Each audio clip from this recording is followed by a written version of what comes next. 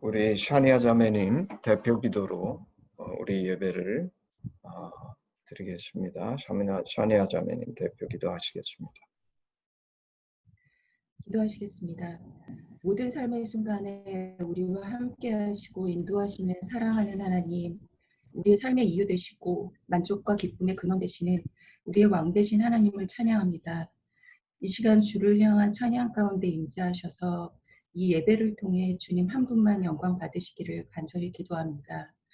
하나님의 모든 일에 기한과 때가 있음을 말씀하신 주님, 예상치 못한 상황들로 당황하고 낙심되는 이때에도 아름다운 가을 날씨를 통해 모든 것이 주님의 통치와 완벽한 섭리 아래 있음을 다시 한번 가르쳐 주셔서 감사합니다. 불확실성과 두려움의 마음을 빼앗기지 않고 말씀에 굳게 뿌리내린 주님을 향한 온전한 신뢰로 세상이 줄 수 없는 참 평강을 누리는 은혜를 간절히 사모합니다. 여호와 라파 치료의 하나님, 질병으로 고통받는 이 땅을 불쌍히 여겨주시고 고쳐주시기를 간절히 기도합니다. 도움이 필요한 이웃과 현장에서 수고하는 이들을 기억하고 기도하게 하시고 예배가 무너져가는 무기력한 교회들을 위해 눈물로 중보하지 못한 것을 회개하는 마음도 허락해 주시기를 원합니다. 내 공동체, 우리 교회만이 아닌 한국교회 회복을 위해 함께 기도하는 우리가 될 수 있도록 성령님 인도하여 주시옵소서. 말씀하시는 하나님, 오늘 박영춘 교수님을 통해 들려주실 하나님의 음성을 사모하며 나아갑니다. 살아 역사하시는 하나님의 말씀으로 다가올 한 주간도 주로 인해 승리하며 주님께만 영광 돌리는 우리 모두가 되게 하옵소서. 감사드리며 살아계신 우리 주 예수 그리스도 이름으로 기도드립니다. 아멘. 아멘. 아멘. 예, 우리 지난주에 이어서 오늘은 멜기세덱의 반차를 쫓는 제사장 두 번째 얘기를 할 텐데 우리 김현철 형제님이 히브리서 7장 14절서부터 19절 읽어주시고 우리 이 말씀을 나누겠습니다. 히브리서 우리 7장 14절서부터 19절 읽어주시면 우리 이 말씀 보고 이 말씀 나누겠습니다.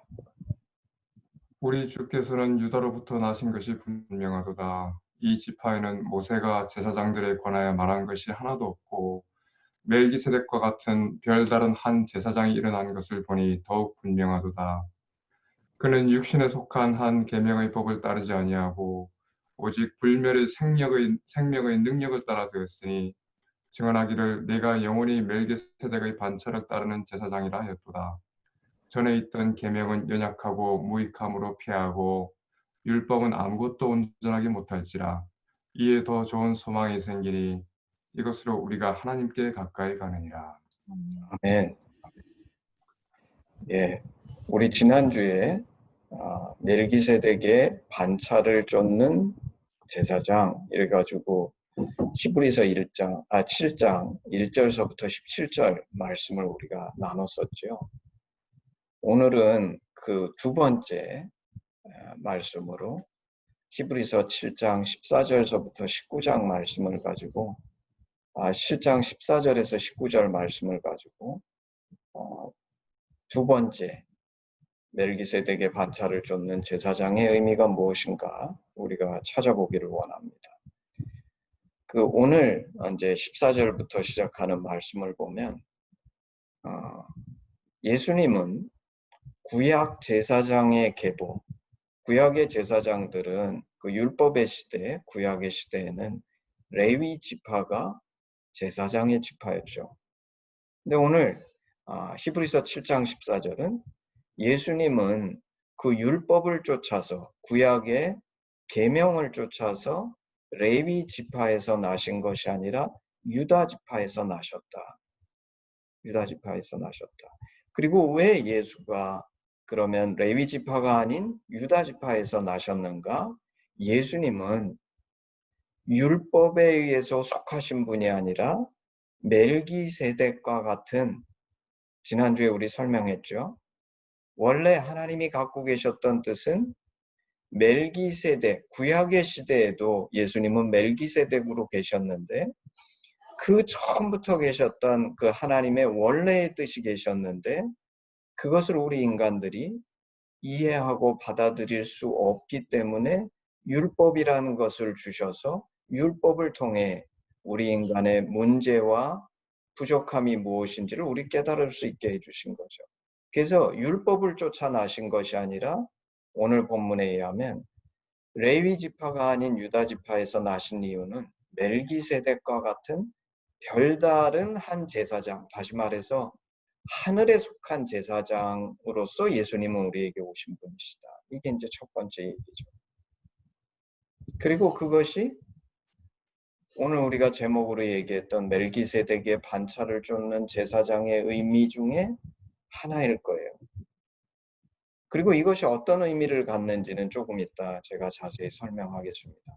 두 번째는 또한 그 히브리서 7장 오늘 읽은 본문에서 뭐라고 얘기하냐면 육신에 속한 한 계명의 법, 이게 뭐냐면 율법이죠. 구약의 율법, 모세오경. 이 구약의 율법을 따르지 않고 오직 불멸의 생명의 능력을 따라오신 분이시다. 아까 얘기한 것처럼 왜 예수님이 레위 지파로 안 오셨냐면 레위 지파로 오셨다 그러면 구약의 그 율법을 쫓아서 그 속 안에서 오신 분이 되시는데 유다 지파로 오신 이유는 계명에 속하지 않으시고 예수님은 불멸의 생명의 능력을 따라, 이것도 멜기세덱하고 서로 일치하는 내용이죠. 멜기세덱은 낳은 자도 없고 처음부터 계셨고 하나님의 아들과 같았다. 그래서 인간에게 온 어떤 인간에서 시작한 어떤 것으로 된 것이 아니라 예수님은 불멸의 생명을 능력을 따라서, 그리고 멜기세덱도 처음부터 그런 분이셨는데 그런 영원히 멜기세덱의 반차를 따르는 제사장이다. 다시 말해서 율법은 인간에게 속한 것인데 그 인간에게 속한 것이 아니라 하나님께로부터 시작됐고 오신 그런 멜기세덱의, 그리고 여기에 영원이라는 수식어가 있죠. 영원이라는 말은 바뀌지도 않고 항상 처음부터 계셨고 마지막까지도 예수님은 진정한 제사장이 되시는 분이시다. 이게 이제 두 번째. 그게 이제 멜기세덱의 반차를 쫓는 제사장, 영원한 제사장이다. 두 번째 의미죠. 세 번째는 오늘 본문이 이렇게 얘기합니다. 계명은 연약하고 무익함으로 패하고, 그리고 가로하고 오늘 본문에 뭐라고 돼 있냐면 율법은 아무것도 온전하게 못할지라. 사실 율법이, 이거를 이제 로마서에서 사도 바울은 뭐라고 설명하냐면 구약의 유대인들은 율법을 지키려고 무진 애를 썼는데 그 결과로서 자신들이 발견한 게 뭐냐면 율법을 완전히 지킬 수 있는 사람이 없다는 거예요. 근데 사실 이것이 유대인들은 그 율법의 진정한 의미를 깨닫지 못하고 이 율법을 통해서 열심히 있는 유대교 교인들은 보통 사람들보다 율법을 더 많이 지켰거든요. 그리고 그 더 많이 지켰다는 것이 자신들의 의가 됐어요. 내가 더 낫다, 저 다른 사람들보다. 근데 율법의 의도는 그게 아니라는 거예요. 만약에 정말 내가 이 율법을 지켰다고 고백하려고 그러면 율법을 100% 완전하게 지켜야죠. 근데 사도 바울도 고백하는 것처럼 어떤 인간도 이 율법을 완전하게 지키지 못했다는 거예요. 그래서 구약의 시대에도 하나님의 은혜는 은혜로서 온 것이지 어떤 사람도 율법을 완전하게 지킴으로 그 대가를 받을 수 있는 자격을 가진 사람이 없다. 그게 이제 오늘 이 말이죠. 계명은 연약하고 무익함으로 패하고. 율법이 아무것도 온전하게 못한 거예요.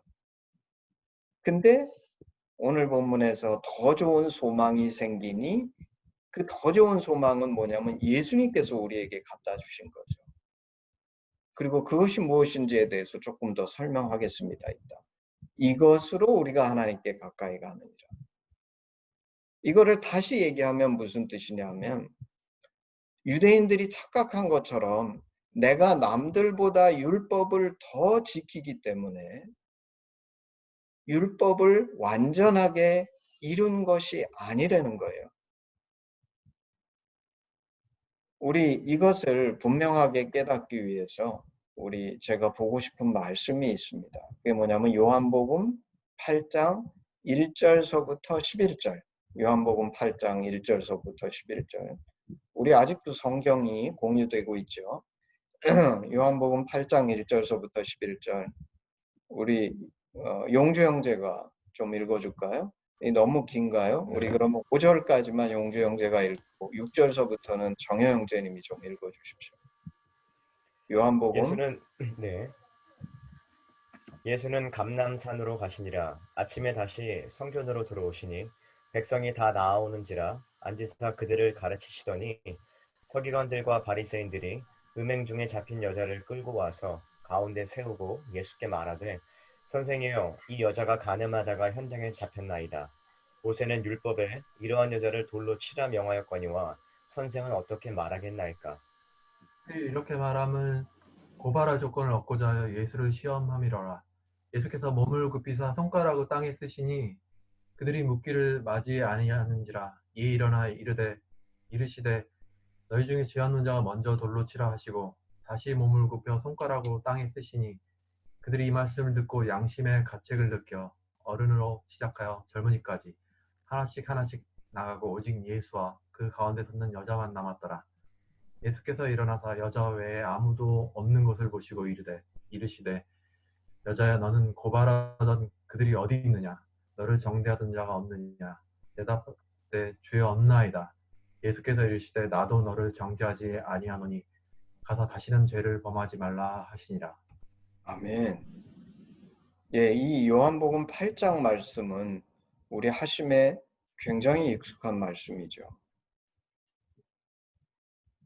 우리가 요한복음 공부할 때 다루는 본문 중에 하나인데 오늘 이 본문에는 율법과 예수 그리스도가 어떻게 다른 것인지가 너무 분명하게 드러나요.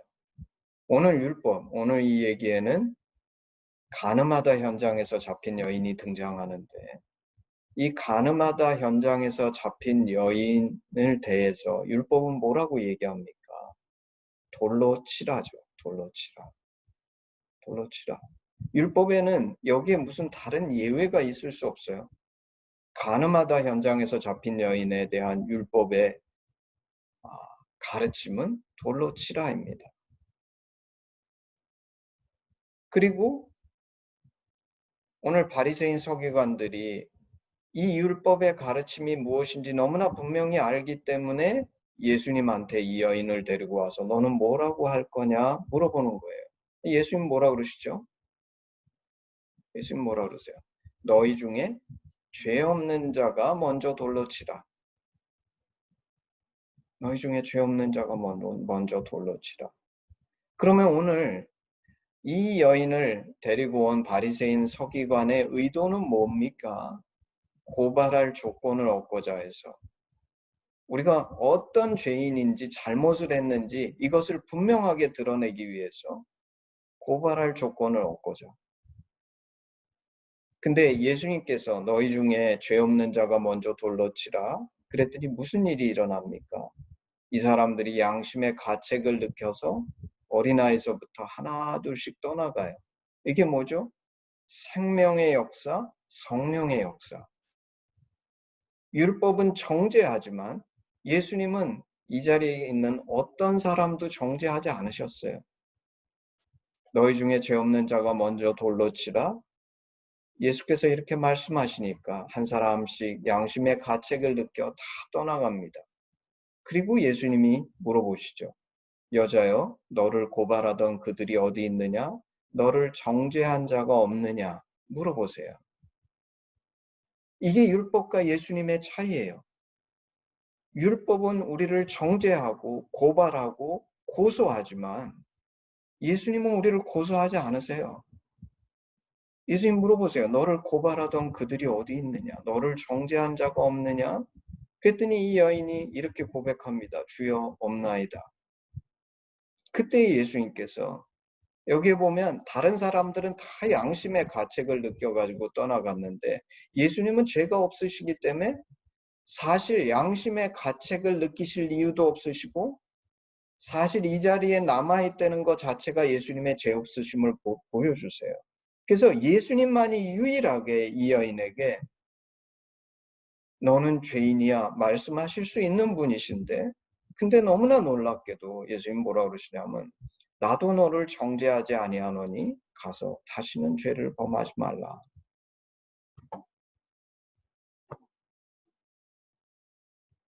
오늘 사실 이 요한복음 8장은 제가 한 예로서 든 건데, 우리가 공부했던 요한복음의 말씀을 쳐다보게 되면 율법과 예수님과의 그 극명한 대비되는 사건들이 너무나 많습니다. 삼팔병자의 얘기도 그렇고, 안식일에 손 마른 자를 고친 것도 그렇고, 율법은 안 된다고 하는데 예수님은 하신 거예요. 왜 예수님은 하셨는가? 왜냐하면 예수님은 율법을 쫓아서 행하신 것이 아니라 뭐를 하신 겁니까? 생명의 능력으로 행하신 거죠. 그럼 여기에 나오는 생명의 능력이 뭡니까? 생명의 능력은 구약의 유대인들이 착각했던 것처럼 자신이 남들보다 율법을 조금 더 지키기 때문에 더 뛰어난 신앙인 하나님이 더 예쁘게 봐주시고, 완전히 율법을 내가 지키지는 못하지만 내가 더 나은 사람이라는, 그것이 생명의 능력이 아니라. 근데 이게 중요해요. 왜냐하면 오늘날 너무나 많은 그리스도인들이 내가 다른 사람보다 조금 더 성경에 충실하고 조금 더 말씀을 순종하려고 들고 열심히 있기 때문에 유대인하고 똑같이 내가 의롭고 하나님께 복을 받을 만한 자격이 있다는 이 구약적인 착각 속에서 오늘날 한국교회가 무너지는 이유는, 저는 여기에 그 본질이 있다고 생각해요. 그리스도인이 되지 않고 율법과 구약의 계명에 묶여 있어가지고. 생명의 능력은 뭡니까? 나의 의가 무너지고,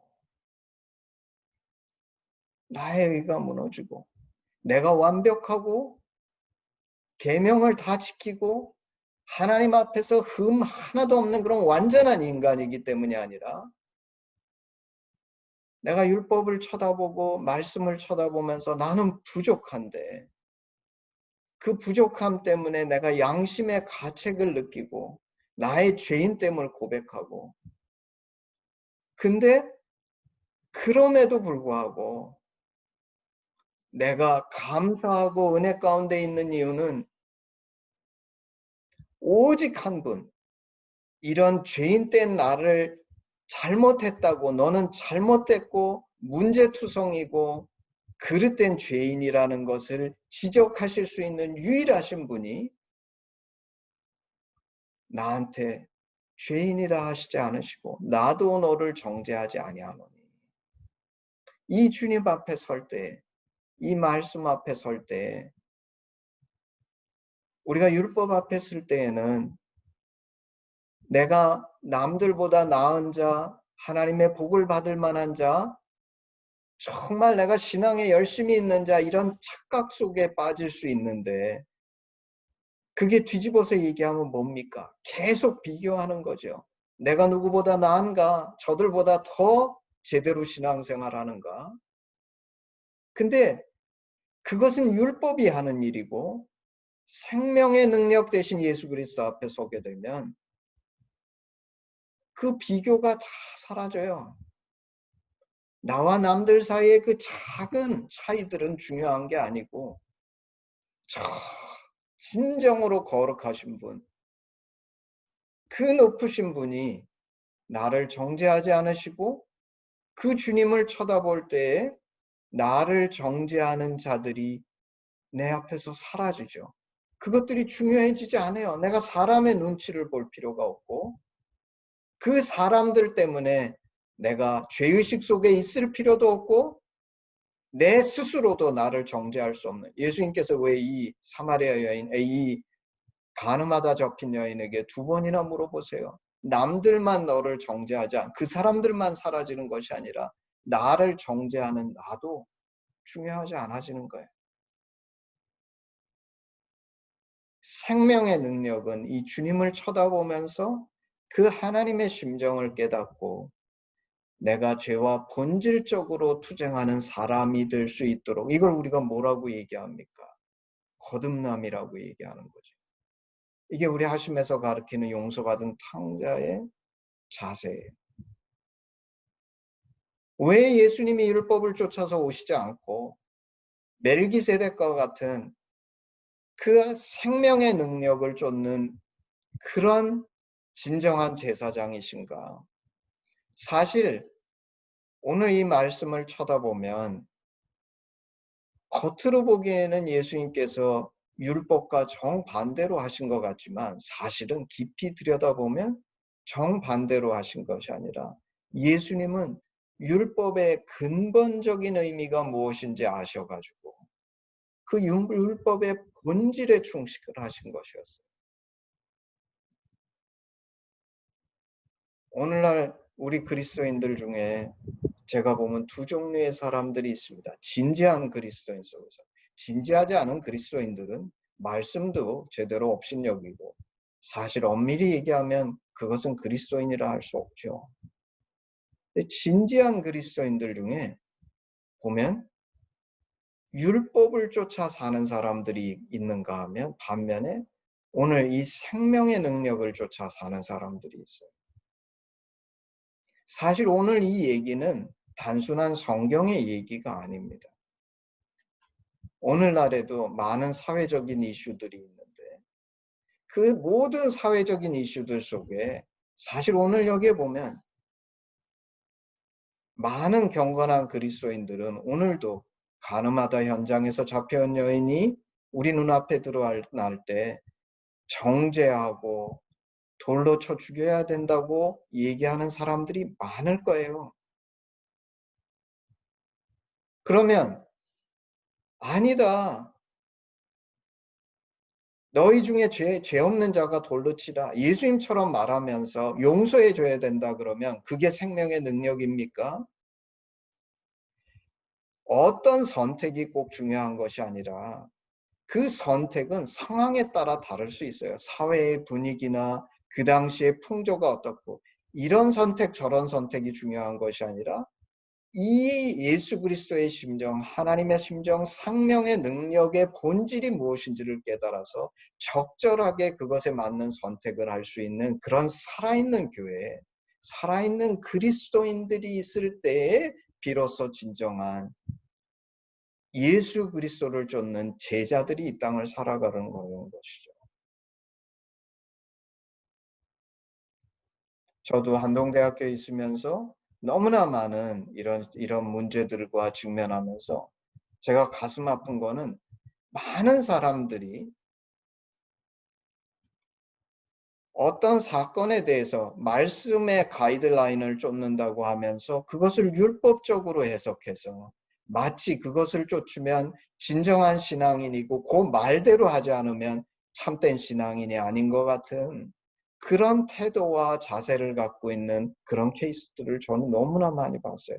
근데 오늘 예수님께서 가르쳐 주시는 것은 그런 율법적인 것이 중요한 것이 아니라 생명의 능력을 쫓아, 이거를 다른 말로 표현하면 성령을 쫓아. 왜 예수 그리스도가 오신 후에 우리에게는 계명, 말씀만 주어진 것이 아니라 성령이 계신가? 왜냐하면 성령은 살아계셔서 그 생명의 능력으로 우리에게 그 상황에 적절한.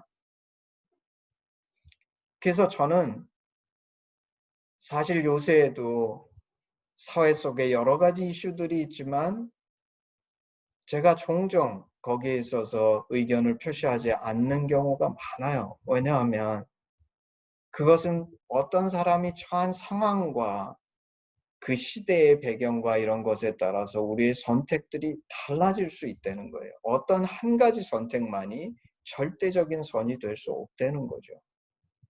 우리는 예수님, 이 하나님의 심정, 예수의 정신을 가지고 무엇이 더 본질에 충실한지, 무엇이 진정 주님이라면 오늘 어떻게 행하셨을지 그 정신을 쫓아 선택하는 그런 인생을 살아야 된다는 거죠. 오늘 히브리서 말씀에는 더 좋은 소망 이런 말이 나옵니다. 더 좋은 소망. 이 더 좋은 소망이 뭐겠습니까? 마태복음 5장에 보면 제가 이 말씀은 제가 읽겠습니다. 마태복음 5장은 산상수훈하는 말씀이에요. 산상수훈이 뭡니까? 천국에서는 우리가 어떻게 산다. 이 얘기를 해주는 게 산상수훈이에요. 심령이 가난한 자는 복이 있나니. 그 팔복에 대해서 얘기하고 그 뒤에 쭉 나오는 말씀 중에 이런 말씀이 있습니다. 마태복음 5장 43절에서 48절. 또 내 이웃을 사랑하고 내 원수를 미워하라 하였다는 것을 너희가 들었으나. 이거 어디서 들은 겁니까? 율법이죠. 율법은 우리에게 뭐라고 가르치냐면 내 이웃은 사랑하되 원수는 미워해라. 이게 율법이 가르치는 거예요. 아까도 나눴지만 율법이 주어진 이유는 율법은 본질을 가르쳐주기 원하지만 사실 본질을 가르쳐주기 이전에 우리가 결코 그렇게 할 수 없기 때문에 인간을 절제시키고 이것만이라도 하려는 최소한의 규범 같은 겁니다. 근데 예수님은 그 율법의 본질이 무엇인지 이해하셨고 바리새인 서기관은 그 본질을 이해하지 못하고 이 율법은 제한적, 부분적이기 때문에 완전할 수 없는데 이것을 절대선으로 만드니까 본질이신 예수님이 오셨을 때도 율법하고 틀리다고 정죄하는 거예요. 근데 오늘 이 본문에 내 이웃을 사랑하고 내 원수를 미워하라. 율법은 이렇게 가르치죠. 근데 예수님은 뭐라고 얘기하시냐면 나는 너희에게 이르노니 너희 원수를 사랑하며 너희를 박해하는 자를 위하여 기도하라. 율법을 절대화시킨 유대인들이 들으니까 율법을 바꾸고 있는 거예요, 예수님이. 네가 뭔데 감히 하나님께서 주신 율법을 이렇게 네 멋대로 바꿀 수가 있느냐. 근데 예수님은 우리에게 율법은 부분적이고 제한적인 것인데 사실 이웃을 사랑하고 원수를 미워하라 이렇게 한 거는 하나님의 진심, 하나님의 심정은 원수도 사랑하고 박해하는 자를 위해서도 기도하는 것이 하나님의 진심인데 그렇게 가르쳐줘도 인간이 이해도 하지 못하고 어떻게 원수를 사랑하는가. 할 생각도 없고 할 능력도 없기 때문에 하나님께서 처음에 율법을 주실 때에는 이웃은 사랑하고 원수는 미워해라 이렇게 주셨다는 거예요. 근데 오늘 예수님께서는 여기서도 더 좋은 소망이 무엇인지를 가르쳐 주세요. 그 더 좋은 소망이 뭡니까? 이같이 한즉 하늘에 계신 너희 아버지의 아들이 되리니 이는 하나님이 그 해를 악인과 선인에게 비추시며 비를 의로운 자가 불의한 자에게 내려주십니다. 너희가 너희를 사랑한 자를 사랑하면 무슨 상이 있으리요? 세리도 이같이 아니하느냐. 또 너희가 너희 형제에게만 무난하면 남보다 더하는 것이 무엇이냐? 이방인들도 이같이 아니하느냐. 그러므로 하늘에 계신 너희 아버지의 온전하신과 같이 너희도 온전하라. 이 더 좋은 소망이 뭡니까? 이 너무 신기한 일이 벌어진 거예요. 사실 이 오늘 멜기세덱의 반차를 쫓는 제사장의 의미 2 이거는 하심이 존재하는 이유입니다. 사실 하나님께서 율법을 주신 이유는 하나님의 진심으로 처음부터 이 얘기를 해봤자 어떤 인간도 왜냐면 율법도 지키지 못하는데 내가 이웃을 사랑하고 원수를 미워하려는 것도 지키지 못하는데 원수도 사랑하고 박해하는 자를 위해 기도해라. 이러면 누가 지킬 수가 있겠어요? 근데 너무나 놀라운 거는 율법이 주어졌을 때 우리 인류의 역사가 가르쳐주는 것이 무엇이냐면 어떤 인간도 이 율법을 지키지 못했어요. 근데 너무나 놀라운 거는 예수 그리스도께서 오셔서 우리에게 당신의 하나님의 진심, 생명의 능력을 쫓아 처음으로 예수님은 하나님이시자 인간이시니까 인간으로서 이 생명의 능력을 쫓아 온전히 이 하나님의 심정을 따라 사신 예수 그리스도가 계셨은 것을 우리가 그 주님을 만나고 깨달은 이후에 무슨 일이 벌어지고 있냐면 이 주님을 만나기 전까지는 율법의 부분밖에 지키지 못했던 그런 연약하고 부족했던 우리가 완전한 것은 아니지만 율법을 뛰어넘어서 원수도 사랑하고 박해하는 자를 위해서 기도하는 자들이 나타나기 시작했다는 거예요. 우리는 여전히 부족해요. 율법의 그 전체 틀에서 쳐다볼 때 그럼 내가 완벽하게 율법을 지키느냐? 지키지 못해요. 근데 너무나 놀라운 거는 언뜻 율법의 범주를 벗어나서 율법 바깥에 이거는 하나님의 심정이 아니면 결코 할 수 없는 그런 선택과 행동을 하는 사람들이 나타나기 시작하는 거예요.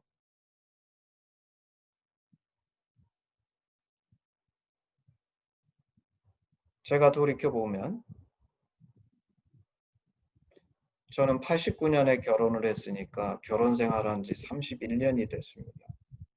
돌이켜 생각해보면 처음 결혼해서 너무나 부족했어요. 내 돌이켜볼 때 처음 만나서 산 배경도 달랐고 자라온 과정, 생활한 게 다 달랐기 때문에 서로 안 맞는 것도 많고 실수한 것도 많고 부족한데 지금 돌이켜보면 그때보다 지금 31년이 지난 후에 오늘 내가 아내와의 관계를 생각할 때 훨씬 더 아름답고 값지고 의미 있는데 그 이유가 뭐냐면 그러면 날마다 내가 요건 요렇게 룰을 만들어서 적용하고 율법처럼 이건 이렇게 하고 그렇게 해서 그렇게 됐는가? 아닌 것 같아. 무엇이 이런 아름답고 풍성한 관계를 만들었는가? 진심으로 사랑했기 때문에 그 사랑이 변치 않고 그 본질이 진심이 있었기 때문에 시간이 가면 자동적으로 그런 열매가 나오는 거예요. 생명의 능력과 율법의 차이는 이거예요. 예수 그리스도를 통해서 하나님을 진심으로 사랑하는 자가 이 땅에 생겨나면 처음에는 부족할지 몰라도 시간이 흐르면 흐를수록 이 하나님을 기쁘시게 해드리기 위해서 진정한 하나님의 아들, 딸들이 돼가는 역사가 일어난다는 거예요.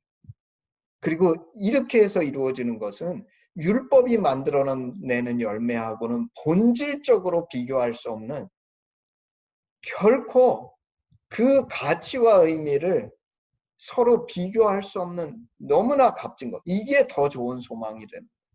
예수님 때문에.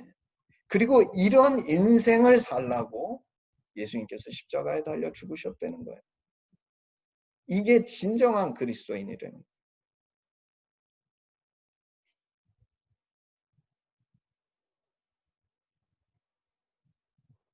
오늘날 한국교회의 위기는 크리스천들이 아니라고 부족해서가 아니라 거듭나지 못함의 위기이고 아직도 구약에 머물러 있어서 율법을 통해 자신의 의를 드러내고자 하는 그런 오늘 히브리서가 가르쳐주는 생명의 능력을 쫓지 않는 사람들이 너무 많기 때문에 위기이고 오늘 내가 과연 예수를 쫓고 있는가? 율법과 계율을 쫓아 나의 의를 드러내기를 원하는가의 위기이다. 그러므로 우리는 오늘 이 땅에서 정말 하나님의 심정이 무엇인지 분명히 증거하는 자들이 되어야 될 뿐만 아니라 오늘 예수님의 생명의 능력을 쫓아 나의 삶에서 이것을 삶으로 드러낼 수 있는 너희 아버지의 온전하심과 같이 너희도 온전할 수 있는 그런 진정한 그리스도인이 되기를 예수의 이름으로 축복합니다. 아멘. 아멘. 자, 우리 헌신 찬양하겠습니다.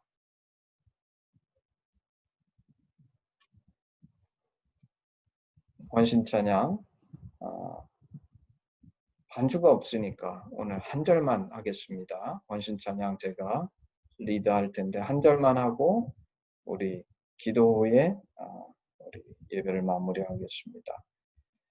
내게 있는 모든 것을 아낌없이 드리네. 사랑하고 의지하며 주만 따라 살리라. 주께 드리네. 주께 드리네. 사랑하는 구주 앞에 모두 드리네. 아멘. 기도하겠습니다. 멜기세덱의 반차를 쫓는 제사장 우리 주 예수 그리스도가 계시기에 주님이 율법을 쫓아 구약의 규례를 쫓아 레위 지파에 나지 아니하시고 다윗의 자손으로 오시며 율법에 속한 이가 아니라 멜기세덱의 반차를 쫓는 제사장이 되신 이유. 율법은 우리에게 우리가 얼마나 죄인된 것인지, 율법은 부분적이고 부족한 것인데 그 율법을 내가 조금 더 지켰다고 해서 내가 남들보다 더 낫고 하나님께 더 가까이 갔고 나의 의가 드러나는 것이 아니라 처음부터 우리 하나님은 그 하나님의 진심이 무엇인지 알아. 그 사랑 안에서 내가 이 하나님과의 온전한 관계로 거듭나 이 하나님을 사랑함으로 아버지의 온전하심과 같이 진정한 아버지의 아들, 딸이 되기를 소망하셨다는 것을 우리 주 예수 그리스도를 통해 우리에게 분명히 보여주시고 이것이 단순히 우리에게 레슨이 될 뿐만 아니라 이 주님이 십자가에 달려 죽으시고 부활 승천하시며 우리에게 주신 당신의 영, 성령을 쫓아 오늘도 우리가 이 율법이란 박스에서 탈출해서 이 율법을 온전케 하는 진정한 하나님의 아들, 딸 될 수 있는 그런 인생과 삶의 기회를 주신 하나님께 참으로 감사와 영광을 올려드립니다. 아버지, 오늘 우리가 더 이상 율법에 묶여 사는 자가 아니요 이 생명의 능력을 쫓아 사는 진정한 그리스도인이 되게 하시고 이 시대가 이런 그리스도인들로 충만한 진정한 하나님의 나라가 될 수 있도록 저희를 사용하시고 저희가 드리는 이 물질과 자원들을 주님께서 축복하셔서 이런 열매를 맺을 수 있도록 하나님 역사하여 주시옵소서. 감사드리며 예수님의 이름으로 기도했습니다. 아멘. 우리 헌신 기도문 다 같이 하심으로 예배를 마무리하겠습니다. 아바, 아버지, 예수님의 죽으심과 부활하심으로 우리를 향한 당신의 사랑을 확증하시고 예수 안에 성령으로 당신과 하나 되게 하시니 감사합니다.